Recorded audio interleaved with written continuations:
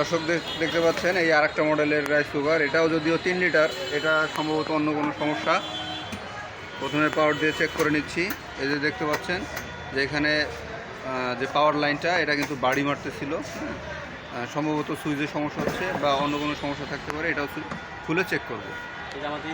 দাঁড়াও আমি এই যে দেখতে পাচ্ছেন দর্শক, এই যে সুইচ, এটা হচ্ছে মাইক্রো সুইচের যে আপনার ইনসুলেটরটা থাকে, এই যে কালো ইনসুলেটিং, এটা কিন্তু পুড়ে গেছে।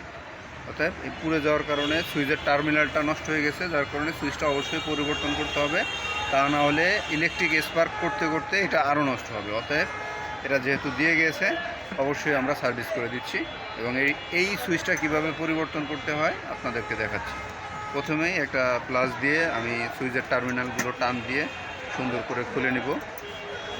এই যে পিনটা টান দিয়ে খুলে নিলাম। এই ধরনের সুইচ পরিবর্তন করা খুবই ইজি। এই যে স্ক্রু ড্রাইভার দিয়ে এটা খুলে নিলাম, এবং খোলার সময় লক্ষ্য রাখতে হবে যাতে স্ক্রুর যে দণ্ডটা এটা যাতে বেঁকায় না যায়, জোরে চাপ দেওয়ার কারণে যাতে এটা বেঁকায় না যায় বা এই অ্যালাইনমেন্টটা যাতে ঠিক থাকে, এটা অবশ্যই লক্ষ্য রাখতে হবে। এই যে কোম্পানির অরিজিনাল সুইচ, বাজারে এর থেকেও ভালো সুইচ আছে বা থাকতে পারে। আপনি যে কোনো 2 পিন লাগান অথবা 3 পিন লাগান, যেটাই লাগান হবে। তো 2 পিনও পাওয়া যায়, 3 পিনও পাওয়া যায়। অনেক সময় দেখা যায় যে এটা স্ক্রু সিস্টেম আছে বাজারে, তো একই, আপনি শুধু এই যে তারের যে কানেক্টর এটা কেটে এখানে স্ক্রু সিস্টেম করে দিবেন, আশা করি তাতেও হয়ে যাবে। তো এটা কীভাবে লাগাচ্ছি লক্ষ্য করুন। এটা লুজ আছে কিনা চেক করে নিব, যদি লুজ থাকে অবশ্যই টাইট করে দেওয়ার চেষ্টা করব। যেহেতু পুরোপুরি পুড়ে যায়নি, এটা একটু টাইট করে দিচ্ছি আমি।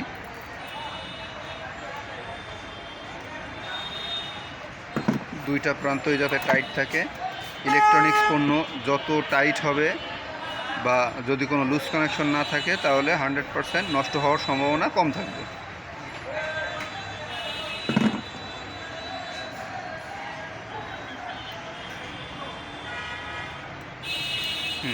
এটা 100% টাইট আছে। এই যে সুইচের এই যে দণ্ডটা দেখতে পাচ্ছেন, এইখানে একটা ছিদ্র আছে, এই ছিদ্রের ভিতরে এটা আস্তে দেওয়ার পরে এরপরে এই যে স্ক্রুটা ছিল এইটা উপরের ছিদ্র দিয়ে স্ক্রুর যে দণ্ডটা ছিল এইখানে টাইট করে দেব, জাস্ট এনা।